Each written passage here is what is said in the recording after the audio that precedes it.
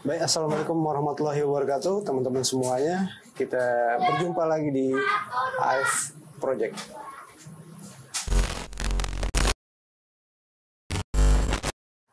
Baik, kali ini kita berjumpa lagi bareng Cing Epi.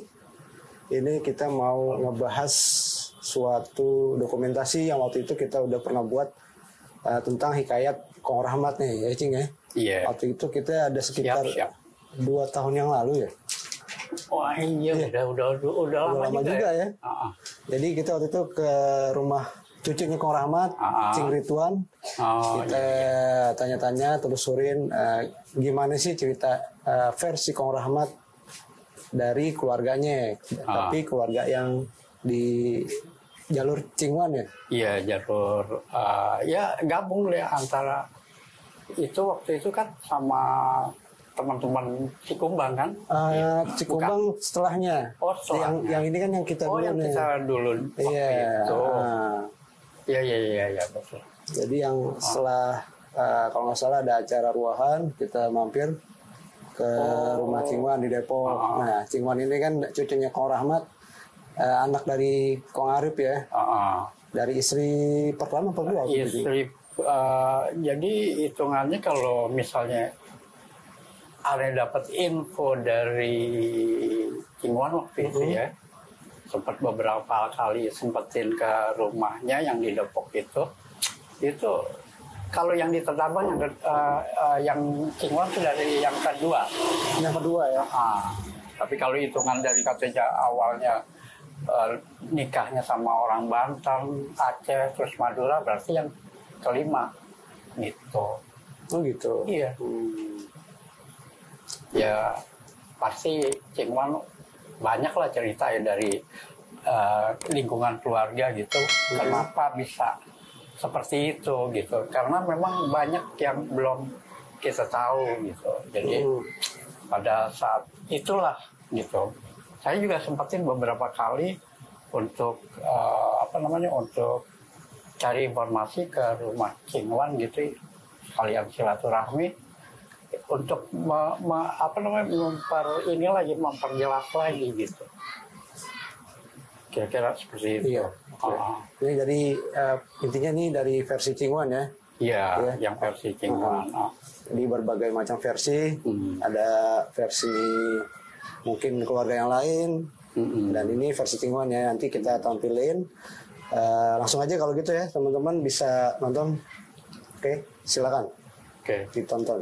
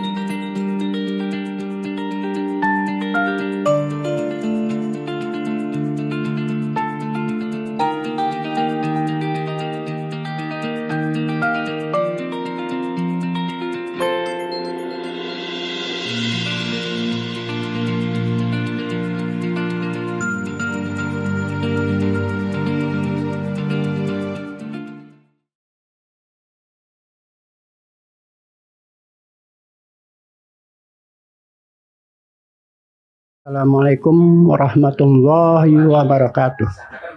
Asyhadu an la ilaha illallah wahdahu la syarikalah wa asyhadu anna Muhammadan abduhu ya Rasulullah. Allahumma rahwis sahli sadri wa yassir li amri wahlul 'uqdatam min lisani yafqahu qawli. Assalamualaikum. Saya atas nama diri saya memperkenalkan saya dari turunan cucunya dari Kong Rahmat. Kong Rahmat punya dua kubu, dua istri. Istri yang pertama, istri yang kedua. Saya istri yang kedua. Nama saya Haji Ridwan Ahmad. Saya asli saya lahir di Jalan Sabeni. Pindah ke domisili di Depok. Jadi istrinya Kong Rahmat yang kedua namanya Nyainah, asli orang Bogor. Ya, dia mempunyai anak 1 Asina, 2 Maimunah, 3 Maria, 4 Hasibah, 5 Muhammad Arif, 6 Nurella, 7 Nasihun. Saya dari anak yang 5 Muhammad Arif. Ya, dalam ceritanya sejarahnya Kong Rahmat, asalnya Kong Rahmat itu anaknya kakeknya Kong Rahmat itu Belanda, Panghengen. Istrinya Tina, Nonsi. Berdomisili tinggal di Bogor. Kakeknya itu Panghengen itu pangkatnya jenderal, tapi bagian kesehatan. Nah, punya anak namanya Haji Fakir. Haji Fakir itu bapaknya Kong Rahmat. Fakir itu masuk Muslim, kawin sama orang Pejajaran turunan dari Kian Santang yang ke-7. Itu. Jadi di Fakir itu istrinya Nyimas Roheda, masih turunan dari Kian Santang, Pajajaran lah gitu. Punya anak 2. Pertama Haji Harun, kedua Rahmat. Itu. Nah, Rahmat dan Haji Harun itu bapak itu Panghengen sama ibu sama istrinya Mas Reda itu di Bogor. Di Bogor dia pedagang ke Tanah Abang, sering belanja di Tanah Abang. Nah, dari Tanah Abang itu di Tanah Abang karena di Bogor jauh, perjalanan tinggal di Tanah Abang di gang masjid. Nah, Kong Rahmat itu lahirnya di gang masjid sama kakaknya itu, abangnya Ustadz Harun. Nah, orang tuanya Kong Rahmat dipakai pergi ke Mekah, ke haji, nggak pulang lagi, meninggal di Mekah. Ibunya Nyimas Roheda kawin lagi dengan Haji Said. Gang Haji Said itu Haji Said. Nah, jadi Kong Rahmat tuh punya bapak tirinya Haji Said. Nah, karena ini Kong Rahmat keluar berkelana, ya kan, keluar dari Tanah Abang ke Sukabumi, ke Madura, sambil Selat Madura, Selat Sunda, ya kan, Selat Madura. Nah, di sana dia ketemu sama guru besar Cimande, Kang Oben. Nah, di situ dia ada kayak kita arena itu. Nah, adu kekuatan, Kong Rahmat menang. Nah, itu namanya Harum. Ikut bergabung kepada bajak laut itu, perompak, sampai ke Selat Madura. Bergaul sama orang Pak itu, ditangkap, dimasukin dibuih di Nusa Kambangan. Nah, di situ ada si Empek. Dia seumur hidup dia nggak akan pulang, ya kan. Kong Rahmat masuk, dilihat seperti anaknya kayak Cina. Kong Rahmat neneknya kan Cina, anak Cina Belanda, dipeluk. Nah, di saat itu Kong Rahmat dipeluk sama dia, sering mijitin si Empek itu, marga Kai. Nah, di situ Kong Rahmat diajarin kuntau, dibilang Ciang Langkun itu. Jadi kuntau yang diajarin bukan silat, kuntau. Jadi Ciang Langkun itu jurus pukul naga. Dapat 6 jurus, udah dia ambil sama anak buahnya tuh dari Makassar, Pangeran Merah. Dibuat dasar laut, keluar lagi pulang ke Tanah Abang, ketangkep lagi, disuruhin orang Muhammad. Nah udah deh, nah sekarang udah Muhammad pulang di apa namanya, di kampungnya di Tanah Abang. Kalau di mana-mana dia dijulukin si Betok, bukan Rahmat, si Betok. Jadi Betok itu licin. Nah begitu pulang dikawin pertama sama orang istrinya orang Banten, Mbak Benteng. Dia Nyai Ati, Satiah. Nah punya anak itu dari Satiah. Jabudin, Sanusi, Robiah kan? Robiah, baru Rodia, Marjuki, punya anak. Terus Muhammad kawin lagi, ini kedua. Itu Nyainah, Lainah, punya anak. Satu, Hasinah. Dua, Maimunah. Tiga, Mariah. Keempat, Hasibah. Kelima, Muhammad Arif. Nurella, baru Nasihun. 7 anaknya. Saya dari pihak dari istri yang muda, itu yang kedua. Jadi saya mendapatkan cerita dari orang tua saya, Muhammad Arif, ya, Bang Arif. Jadi kakek saya dulu tempo hari waktu dulu itu bertarung lawan Cina Santung. Itu lokasinya di Tanah Abang. Di Tanah Abang. Itu lawan Cina Santung. Orang dari Santung. Itu kan. Nah, itu banyak ponak-ponakannya itu yang dari Tanah Abang, Haji Juwini, itu kan Murtado itu pada menyaksikan. Gitu pas mau ke arena Cina Santung itu nggak jadi, nggak mau lihat kok Muhammad kecil, kok jagoan Tanah Abang kecil, sedangkan si Cina Santung gede, rambutnya di kepang itu. Nah, supaya Kong Rahmat itu nggak jadi bertarung sama dia, dikasih dia pertunjukan, dikasih. Jadi papan itu kayak tarenan, tusuk tangannya kan puntau dia, bolong, tembok. Iya kan, jadi Muhammad mundur dari pertarungan. Nah, kata Haji Juwini, ponakannya Kong Rahmat itu, coba dulu kecil-kecil orang Tanah Abang, cabai rawit, gitu kan. Udah, coba. Itu dipukul, Kong Rahmat lompat. Dipukul sama ituan jurus burung itu, ciluk burung. Jatuh simpeknya. Jatuh udah, begitu mau diinjak, nyerah dia. Nah, akhirnya anak buahnya berpindah, belajar sama Kong Rahmat tuh, Cina-Cina. Gitu. Ya, yang kedua, ceritanya Kong Rahmat, sejarah Kong Rahmat, dia merantau, dibilang Lang Buana. Nah, dia hijrah, dia pergi ke Sukabumi. Yang dibilang dia Tari Kolot. Nah, di situ ada arena silat Cimande. Gitu.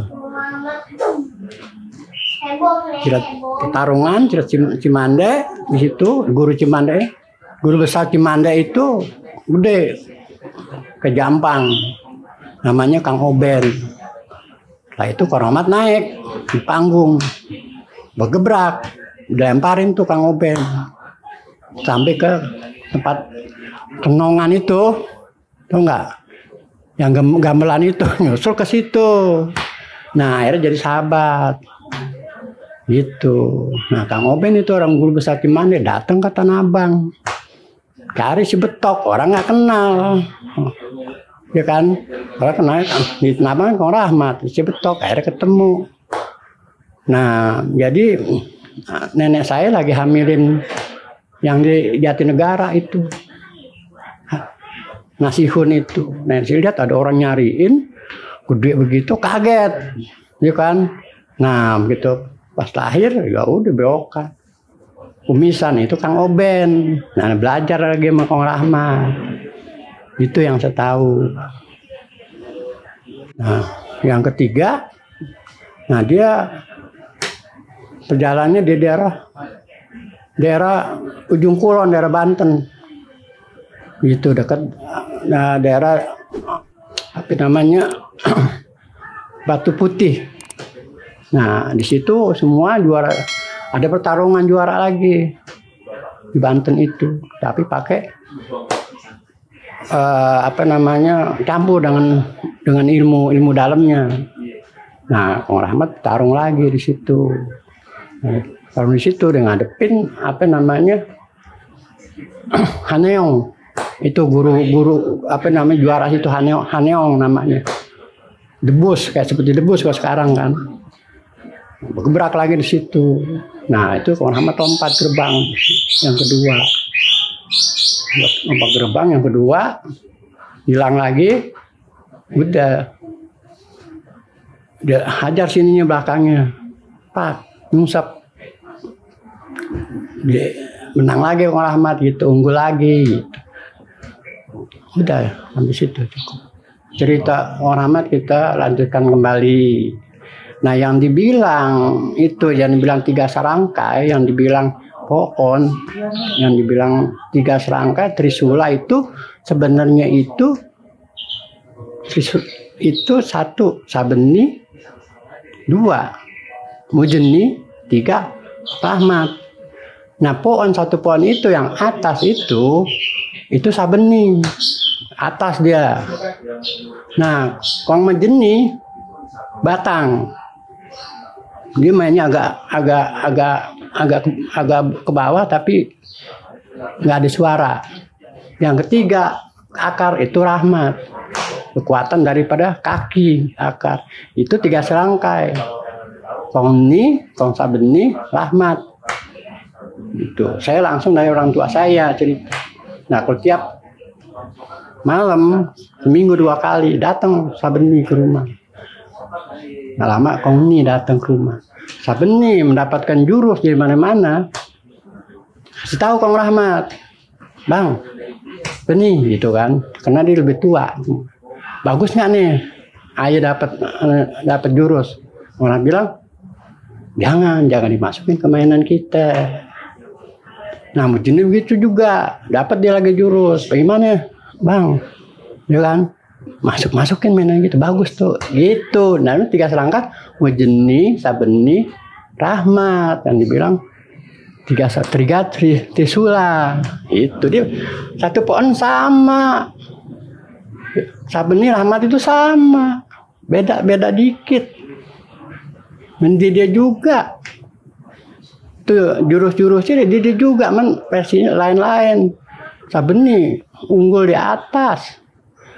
Nah, Kong Rahmat kekuatannya di bawah, Mujeni di tengah, 1 pohon. Rahmat, Sabeni, Rahmat sama. Emang apa? Tangannya sama, apanya sama, gayanya yang lain. Nah, kalau Sabeni gayanya gaya naga. Naga dia. Dibilang naga ngerem tuh Sabeni. Kalau Rahmat monyet. Dibilang monyet putih, macan putih, itu Rahmat gayanya. Nah, Sabeni di atas, Rahmat di bawah. Gitu. Mujeni tengah, tuh sama, dia bertiga sama. Makanya Sabeni generasinya Sabeni, Rahmat nggak ada yang saling cekcok, saling ribut, sama. Sudah dia juga orangnya bertiga. Menurut nama tuh ada 3 gerbang. Itu. Jadi kalau dari Kong Ni, Kong Mujeni itu istrinya Kong Ni itu ponakan Kong Rahmat. Ponakan dari Kong Rahmat yang dari Haji Said gitu. Jadi Mujeni itu berarti ponakannya. Ya termasuk ponakannya. Nah, kalau Kong Sabeni saudara apa disusuin namanya emaknya sama ibunya Mujeni, jadi saudara susu Sabeni itu gitu. Kong ini yang saya tahu dari orang tua saya dulu kan dia Tanah Abang, diserahin sama Kong Rahmat itu Tanah Abang, bukan Tanah Abang tapi Pasar Gambir. pulang dari Tanah Abang, pas di pintu hek dijegat namanya Bek Marsan. Bek Marsan orang dari Senen, ya kan, jago-jagoan situ. Mau ini jegat Kong Ni.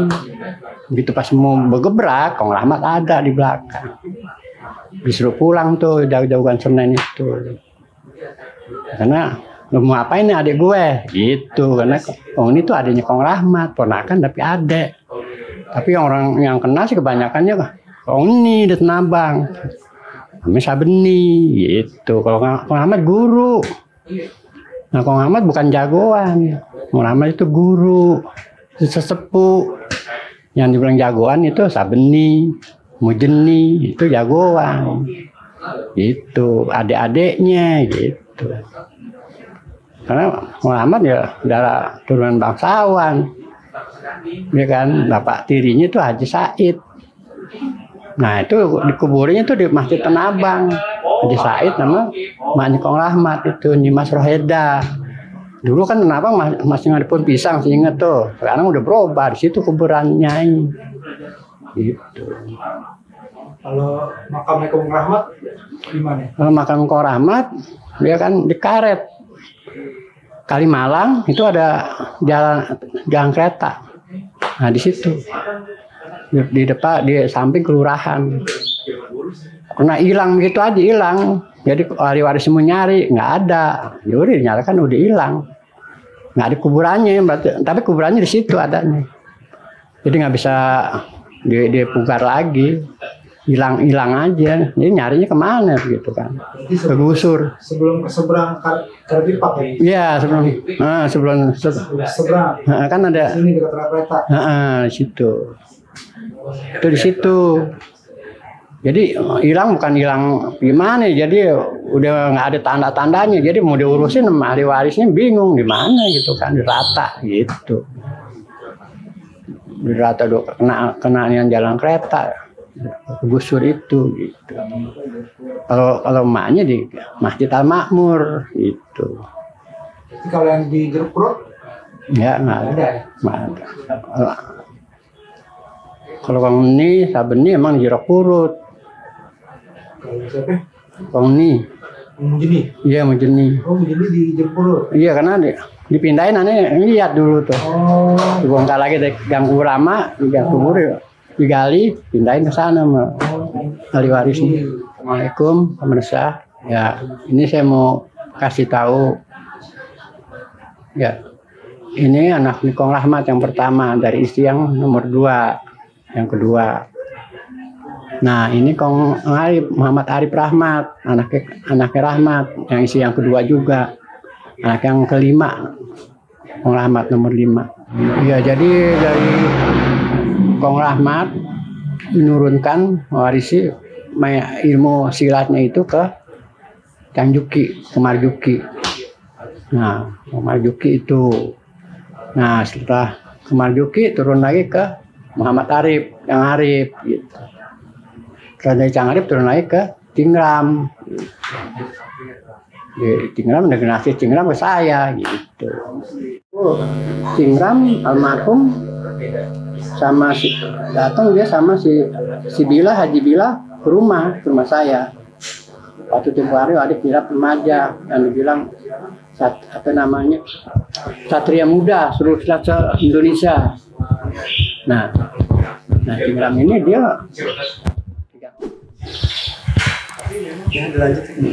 jadi Tingram ini dia belum paham benar, belum ngerti benar silsilahnya kakeknya Kong Rahmat. Yang tahu saya istilahnya Kong Rahmat, jurus-jurusnya juga Tingram nggak tahu, bukan nggak tahu, bingung selip. Nah saya yang diminta keterangannya sama saya. Saya bilang Kong Rahmat jurusnya 16, nggak ada lebih dari 6. 16 atau 6? Jurus asli jurusnya 16. Kalau 6 lain itu kan siang langkung, nggak masuk ke itu. Jadi 16, nggak 18 itu nggak ada. Jadi Kong Rahmat apa namanya 16 ke 18 itu boleh dari Kongdu bisa ya kan, tambahan 25 pancer dari Cangjuki. Padahal Cangjuki bukan Kong Rahmat, dia ngolah. Kong Rahmat kalau 6 apa ya? 16 itu jurus Cianglangkun, itu di jurus Kuntau, udah lain. Gerakannya gayanya udah lain, tapi yang 16 nggak sama. Gitu. Kalau yang benar-benar nggak menjiwai belajar Cianglangkun nggak akan bisa, ngeri. Karena dia udah ada unsur ilmu kekuatan daripada batin Cianglangkun. Jarang yang bisa lulus yang 6 itu.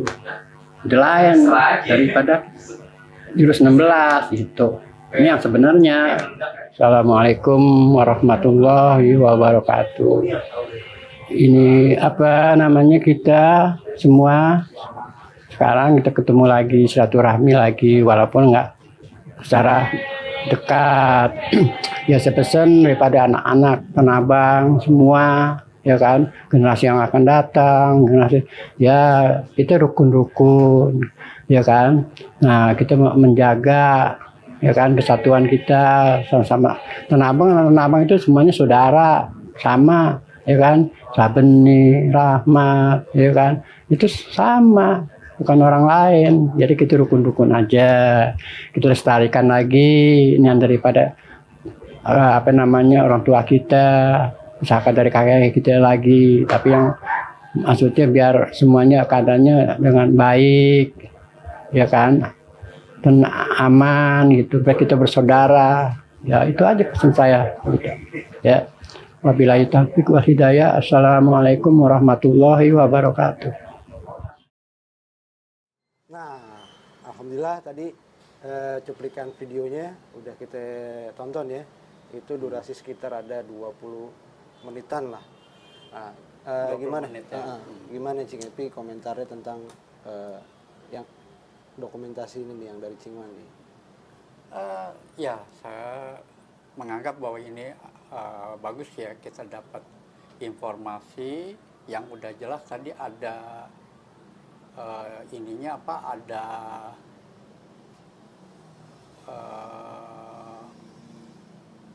oke, cut dulu. Kenapa? Pandangan yang belum pandang mundur. Oh, Nggak AC. Pas pandangan biar AC gitu ya. oh gitu. Ngulang lagi. Oke, di dua. Iya, nanti insya Allah semuanya ini. Oke, Oke. action. Diulang lagi. Gimana? Iya. Oke, pertanyaan. Di dua, tiga tuh tadi. Nah, teman-teman, tadi kita udah nonton videonya dari Cingwan. Itu sekitar 20 menitan ya durasinya. Hikayat Kong Rahmat versi keluarganya Kong Rahmat dari Cingwan, cucunya Kong Rahmat. Nah, Cing Epi, gimana nih komentarnya deh tentang dokumentasi ini nih yang udah kita telusuri ke rumahnya Cingwan, terus udah kita videoin dan tanya-tanya deh tentang hikayatnya Kong Rahmat. Iya. Jadi kita baru aja dapat informasi dari pihak keluarga dari istri kedua Kong Rahmat yang di Tanah Abang. Jadi jalurnya juga kalau Cingwan ini kan di keluarga yang anak dari anak yang kelima Cingarip gitu ya, Cingwan itu.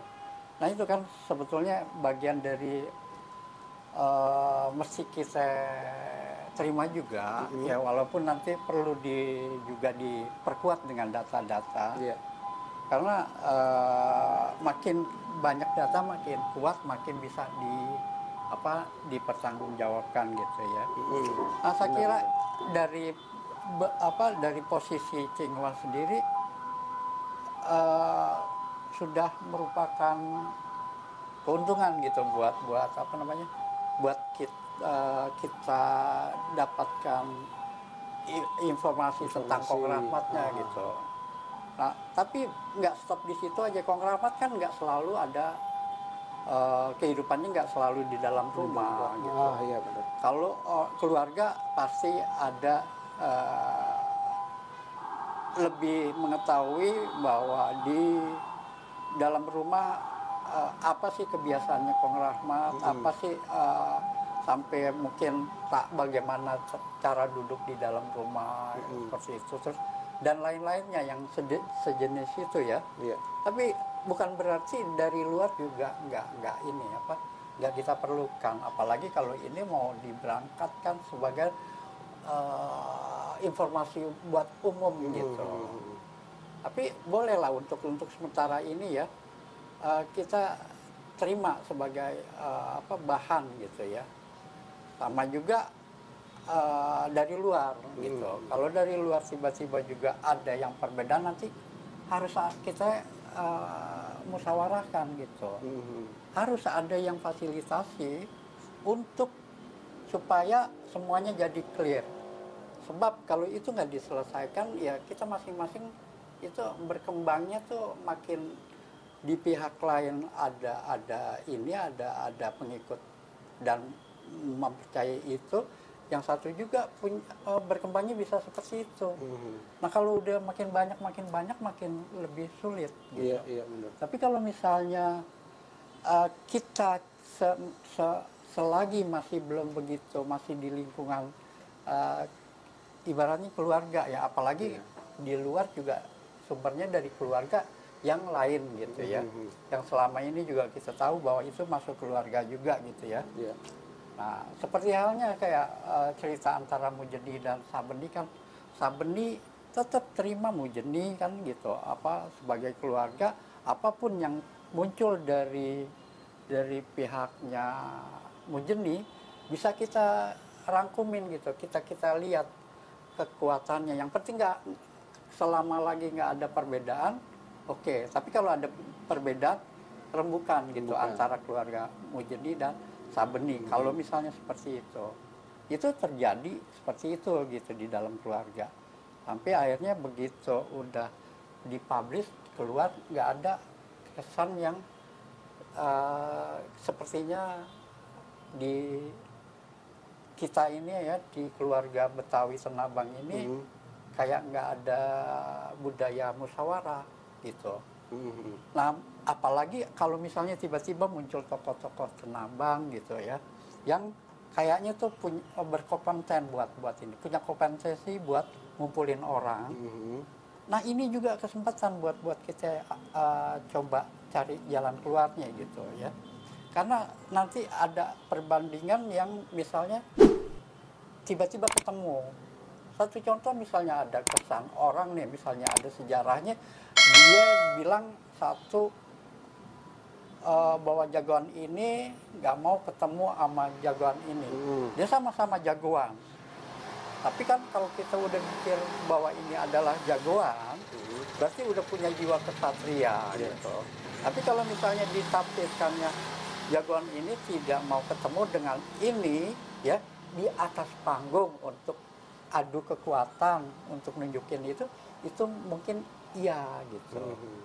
Tapi kalau misalnya ditafsirkan bahwa jagoan ini nggak mau ketemu jagoan ini, maka begitu ngelihat ada dia cari jalan lain gitu kan, untuk supaya nggak ketemu. Nah ini kan kita secara ininya harus juga ada ini logikanya tuh mesti bermain juga gitu. Kita harus coba ditafsirkan apakah jiwa kesatria akan terbentuk kalau misalnya tiba-tiba dia punya sikap seperti itu gitu. Makanya mudah-mudahan kalau kalau ada sesuatu yang dianggap enggak ini, itu bisa dibicarakan di tempat musyawarah. Misalnya di Tenabang ada tokoh yang punya kekuatan buat bisa ngumpulin gitu. Ya bukan seperti kita, apalagi Aji masih muda, saya juga bukan siapa-siapa. Tapi kalau misalnya ada orang yang memang udah punya kekuatan, di mana dia bicara pasti didengar gitu. Nah insya Allah, karena semuanya tujuannya untuk baik, untuk persatuan ya, supaya nanti begitu kita di Tenabang bisa kita satuin, di Betawi kita juga bisa satuin gitu, seperti akhirnya lama-lama jadi tokoh nasional kan lebih bagus gitu ya. Supaya ada lagi nama lain selain Muhammad Husni Tamrin gitu, sama ada beberapa tokoh-tokoh yang sekarang nih ya, termasuk kalau di dunia persilatan tuh kan ada juga tuh yang jenderal itu kan, insya Allah banyak lagi gitu tumbuh yang seperti itu. Ya mungkin kita tahu bahwa di sini ada nama-nama yang saya juga ikut mendoakan supaya punya kemampuan untuk menyatukan gitu. Karena itu salah satu yang kita harapkan. Saya terutama yang lebih udah cukup berumur lah gitu ya. Saya buat muncul juga udah telat gitu. Tapi mudah-mudahan dari munculnya dari anak-anak muda ya, apalagi nanti sampai ke nanti Azi yang juga ikut andil begitu dapat pengalaman dengan membuat konten seperti ini, akhirnya pikirannya terbentuk ya, pola pikirnya jadi baik, dan tiba-tiba secara ini juga bisa gitu langsung turun untuk mengkoordinir hal seperti itu. Tiba-tiba di Tenabang nih punya komunitas konten YouTuber gitu kan, tahu ininya banyak. Nah itu juga ada kekuatan gitu. Nah biasanya kan tokoh kalau ada pengikutnya itu bisa didengar. Saya doain banyak tokoh-tokoh di Tenabang yang supaya ikut andil untuk apapun ya, bukan sekedar cerita sejarah gitu ya, tapi juga masalah bagaimana adab kita orang Betawi yang mungkin dulu pernah kita banggakan mungkin hilang. Itu ada komunitas yang ikut mikirin dan memperbaiki gitu, kira-kira seperti itu. Oke. Jadi pesannya seperti itu ya, Cing? Iya.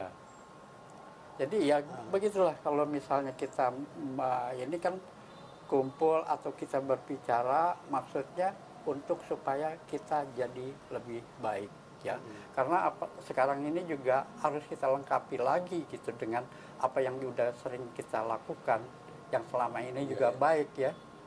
Ya, artinya dengan menjaga budaya seni main pukulan itu ya, itu udah baik, udah cakep banget gitu ya. Udah sama tingkatannya sama tokoh-tokoh di Nusantara gitu, yang juga di dalam aliran silat gitu. Tapi mudah-mudahan dibarengin dengan kemampuan gitu, kemampuan yang lain gitu, yang sifatnya lebih ke pemikiran gitu, akademis ya gitu. Iya, memang yang kita bahas juga ini kan tentang kearifan lokal kita gitu, Ya. Apalagi berhubungan dengan main pukul. Nah, di Perda kita nih jelas, Perda nomor 4 kalau nggak salah ya, tahun 2015 itu tentang pelestarian kebudayaan. Nah itu memang udah jelas tuh di Perda ada. Gitu. Memang sebagai warga lokal ya, memang udah sepatutnya kita melestarikan kebudayaan dan kearifan lokal kita biar nggak hilang begitu aja. Jadi generasi muda lagi yang di bawah nih seenggaknya punya pegangan nih, gitu kan. Daripada yang anak-anak sekarang yang lihat kan taunya cuma misalnya game aja gitu kan. Nah kalau yang kayak gini-gini emang jarang kita kupas penyakit lagi. kita sekarang nih game, tawuran gitu. Lagi tawuran tuh. Nah itu bagaimana cara ngatasinnya, kan pakai strategi juga gitu, siasat juga gitu. Oke. Jadi seperti itu aja ya. Ya insya Allah ini juga bakalan jadi baik ya, ke depannya. Ayo deh kita nyiapin untuk supaya ini kebanggaan kita, Kong Rahmat punya warisan yang kita terusin gitu ya. Nah, kalau udah kayak gitu kan mudah-mudahan nanti nggak mati sampai di sini aja perjalanan warisan budayanya. Seperti juga Kong Sabeni juga gitu kan, ada inisiatif untuk masukin cakep tuh kayak Bang Jul tuh cakep tuh, udah punya usaha seperti itu. Mudah-mudahan juga usaha, saya juga dengar dari usaha cucunya Kong Rahmat juga ada gitu yang kan. Kita doain bareng-bareng. Mudah-mudahan bisa ngikutin Kong Sabeni yang udah ada apa penghargaan sebagai warisan tak benda ya, warisan budaya tak benda gitu. Ya ingat gini aja kita, bukan sekedar saudara di dalam kita berkeyakinan beragama gitu, kita juga memang saudara dalam kebudayaan, saudara yang beraya gitu. Itu di Tanah Abang tuh banyak saudara, aneh udah coba telusurin, ternyata ente, aneh, Bang Rijal, semuanya tuh kalau diurut iya berayanya deh. Ngapain sih cari kerjaan gitu, nggak tanya karena kita akhirnya sadar ini saudara, bagaimana sih caranya gitu, supaya gitu supaya tetap nyatu gitu, nggak mati obor deh, nggak mati obor istilahnya. Ya walaupun udah nggak zaman minyak tanah lagi, iya benar, kita cari bahan bakarnya apa gitu yang lebih bagus lagi gitu. Oke, paling gitu aja Cing ya. Mudah-mudahan bermanfaat ya buat teman-teman semua. Salah-salah kata, mudah-mudahan. Mohon maaf juga kalau ada salah perkataan dan ucapan, dimaafin. Dan kita mau terima kasih juga nih udah disediain tempat sama Bang Rijal.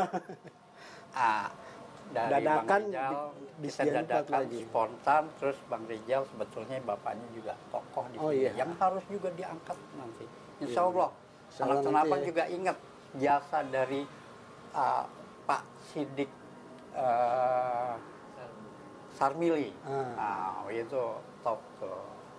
Yang kalau apa yang Mustafa itu yang peci. Iya, salah satu juga cucunya. Salah satunya juga. Ini rumah yang buat peci buat presiden. Iya. Kita ya, Bung Karno ya dulu ya. Pak Mustafa Ahmad ya yang membuat peci Bung Karno yang sempat heboh di Kebun Pala karena kedatangan presiden. Iya. Ada orang suka ketemu sama orang tetangganya Pak Mustafa ya. Iya. Wah, saya ngalamin nih gitu. Oh, Bapak ngurus lah gitu. Jadi kira-kira gitu kan, orang bukan saya aja yang dekat dari jauh-jauh ini gitu. Jadi kebanggaan lah kebanggaan ya juga buat gitu. kita ya. Orang Tanah Abang. Iya. Bang Rijal mau masuk frame. Oh iya. Oke, kalau gitu